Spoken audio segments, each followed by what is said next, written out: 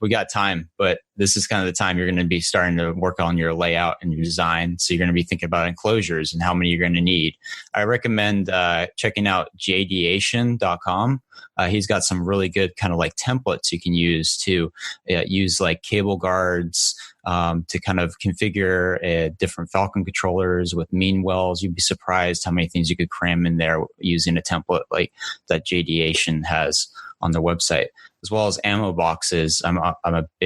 I really love ammo boxes. It gives you a lot of room to work in, which is kind of key, because a lot of times you need to, you're building your enclosure and you're kind of thinking, hey, I'm done. But 6 weeks later, even really close to showtime or even during showtime, you have to go into that and you don't want to have everything just crammed in there. So ammo boxes are really nice. Jadiation's designs, he has ones that make it really easy to actually grab the mean well or any kind of power supply as well.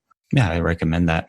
Yeah, the cable guard CG 1500, it's very commonly used in this hobby, and it is a decent box, but it tends to run a little small, especially when you start throwing some things in there. And that's where the ammo boxes come in, especially the ones from a company called MTM. They make a lot of different sizes. So some of my controllers are using the cable guards, but for my main driving house that's inside my garage, I'm using MTM ammo crate. Those are great. I'm sure you use an ammo box, right, Vinny? I'm looking at 4 of them right now. Cable. Yep, I've got 4 of them right there, and I've got 10 more of them down there.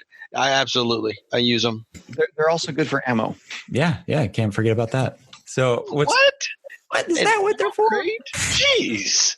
God, they got so many purposes. All right, let's get into safety. I think that's probably one of the most important things during setup time, and some of the things that, easily, I think, neglected. We're all kind of thinking about the lights and stuff, and we're not even thinking about the simplest things like fire extinguishers. Everyone's got to have them. I have one in my kitchen as well as the garage. How about you guys? Yeah, you need a fire extinguisher. I mean, I have one inside my house in the hallway, and then I have one in the garage. I even keep one in my car. And believe it or not, there was one time in my life where I didn't do that before, and I wish I would have at the time. But get a fire extinguisher, get a metal fire extinguisher. Don't get the plastic ones, and get the ones that say A, B. Absolutely get an ABC fire extinguisher. Yeah, Vinny's going to know a lot about these kind of things. He's a volunteer firefighter, actually. I had to go grab some stuff. Jason just hit the nail on the head. An ABC fire extinguisher, 100%. That's what. And get a metal one. Spend the extra money and get a metal one, because if you do discharge it, you can get them refilled. And refilling them is really not that expensive. And these things will last for many years. In fact, the first alert ones, I think they're guaranteed for at least 10 years. And even though you should have it checked out on a regular basis, if you discharge it or if the pressure ever goes low, just get it refilled. Yeah. It's got a little gauge on it. As long as your arrow's in the green, you're pretty good there. A safety tip I would give, people might disagree with me on this, but luckily I have science to back me up. I will be honest with you that Hello Kitty Band-Aids are scientifically proven to be better than any other Band-Aid. So if, you're going to get cuts, dings, scratches, whatever, Hello Kitty Band-Aids, I'm sorry, that they are the best. It's just science. You know what?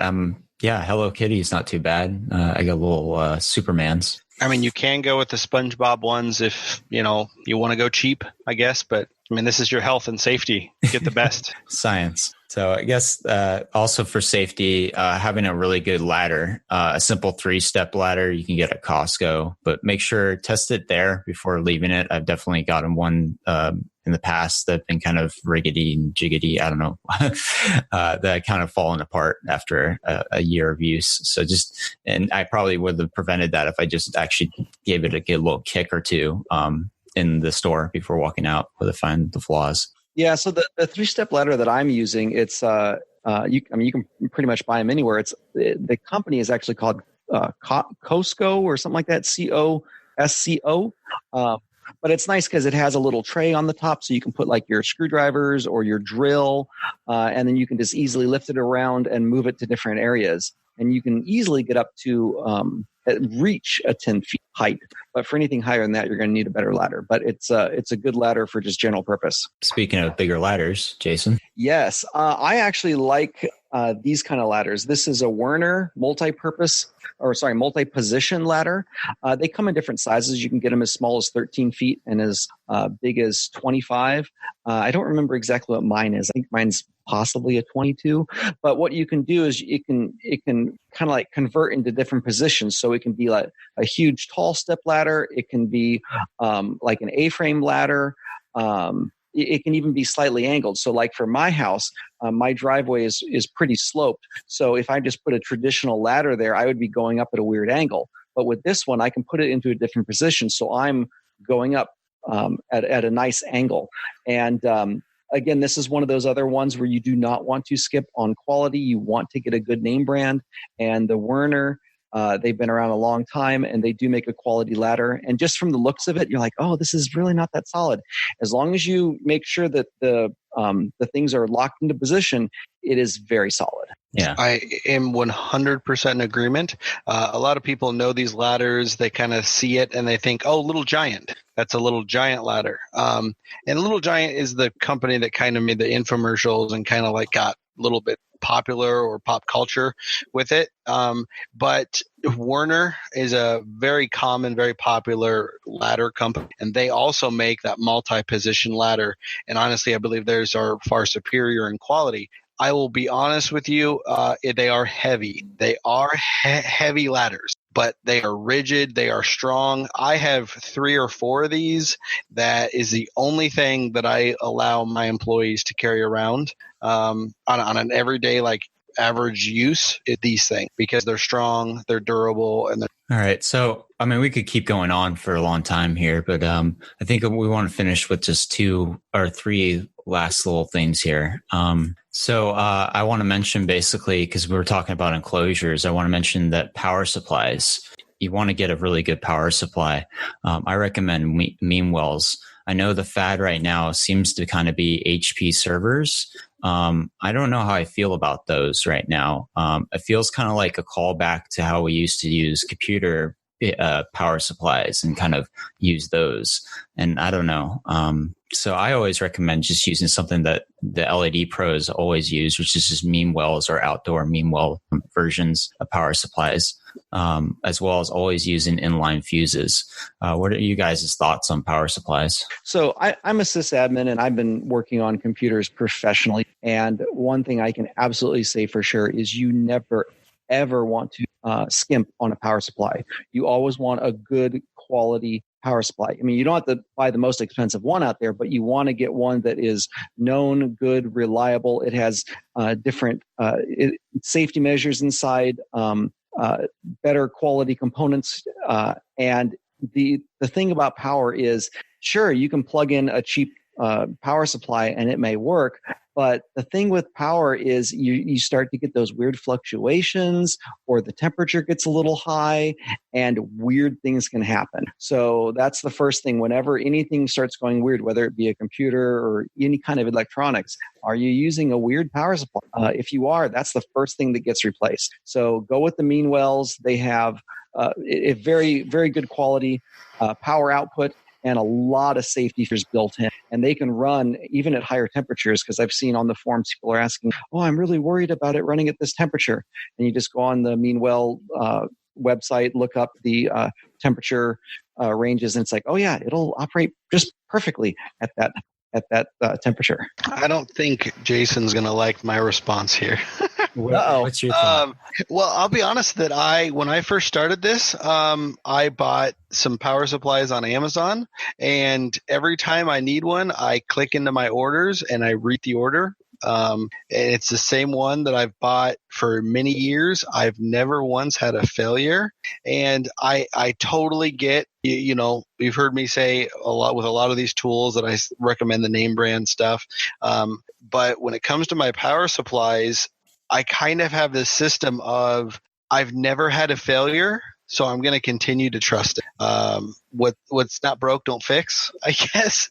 I've never had a failure with it, and so I'm just going to keep sticking with it. Plus, I bought like 30 of them one time on accident. I think I clicked 30 instead of 3, and I wasn't paying attention to the rest of the stuff in the cart, and it just went. And I just keep using them. I got a stock of them here now. Well, maybe you got lucky on that one, because I mean I've seen so many people posts where it's like, hey, I bought this wacky brand or inexpensive from Amazon or from this other vendor, and it released the black magic smoke. Yeah, I've had mixed results. It's a toss up. But you know what? The price difference between the generic and the Meanwell is like $5-7. Yeah, you're absolutely right. But no matter what, you should always test your power supplies as well. So that brings me to my next 2 products, which is basically a multimeter. You can use that to make sure to always test the voltage before hooking up your controllers or any Pixel. I always do. I don't trust the manufacturers. Even Meanwell, I give it a little test over with the multimeter to make sure the volts are okay. And I also see you have a little note here. I did not know this, but it can measure temperatures as well. That's very interesting. Is that just certain models? It depends on the multimeter. So the one I have listed is actually one that was recommended from actually this YouTube video. I have it linked in the notes. You'll probably put it in the show notes. It's an excellent video on a good overall how to use a multimeter and what to do with it. But this multimeter, it has all the common stuff, but it also has the ability to measure temperature. You can put a temperature probe in there, and you can measure, anything. I used it when I replaced my water heater to measure the temperature of the water coming out. Yeah. And just recently, I think 2 years ago, because I mean, it's so available like crazy on Amazon, are these little cheap little LED pixel testers that you can get with either a remote or just a simple little button on the controller. And I use that to test my pixels. I don't do burn-ins. I don't really believe in burn-ins, but I do the quick test when I do like a connection with new pigtails and stuff like that, or just when I get it straight from the manufacturer. Yeah, so this little pixel tester, it's basically a small little WS2811 controller, and it has a bunch of just built-in pre-sequences that can kind of go to random things, or you can have it red, green, blue, white with a little remote control.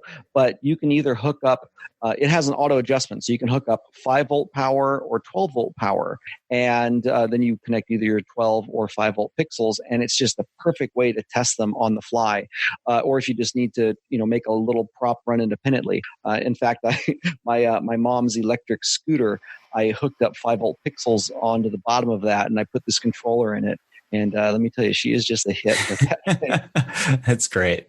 Well, all right. One last little thing, security cameras. Just name one brand that you really like. I personally use Ubiquity, but I don't know if I would recommend it. Jason, what company do you recommend? So the company that I use is Reolink. And I've used them for a number of years now, and I've been quite happy with them. I use them here, but I also use them in some of my remote places at my work. And the first thing I need to tell everyone about security cameras, it doesn't matter what brand it is all security cameras suck. All security systems suck. It just depends on finding the one that sucks the least. So even though you have a good one, there's probably going to be something you don't like about it, or something you wish it did differently. And, maybe if I look at this other company, it's going to be better. Well, it might be better in that area, but I guarantee you're going to find something else that's not going to. So for these, I want good quality. I want affordability. And bottom line, I just want it to work. And that's the best thing I can say about the Reolink is the quality is really good with the video quality, and audio quality is really good on them too. And I don't even have to worry about them. They just work. A security camera system should just be a very clear, image. But I mean, for what we're going to be using it for, sometimes you just need it to make sure your lights are on. So some of those $20 cameras aren't bad either. So we don't want to, necessarily say those ones are bad either. I know Vinny has a security system that he uses, and actually has a monitor, system right actually on his side of his television, correct, Vinny? So you can kind of yes, but that for me that's multi-purpose because I've got a driveway that's this long. It's a very long driveway. My house sits away from the road, so I have it sitting there because I kind of can monitor traffic coming in and out of my house. I can sit up there, watch TV, just move my eyeballs and see traffic flowing in and out. So I actually have it there year round, not just during Christmas. But with my experience with security systems, I don't have a name brand that I would recommend to you. I couldn't even tell you off the top of my head the name brand of the one I have. I've been happy with it. But my recommendation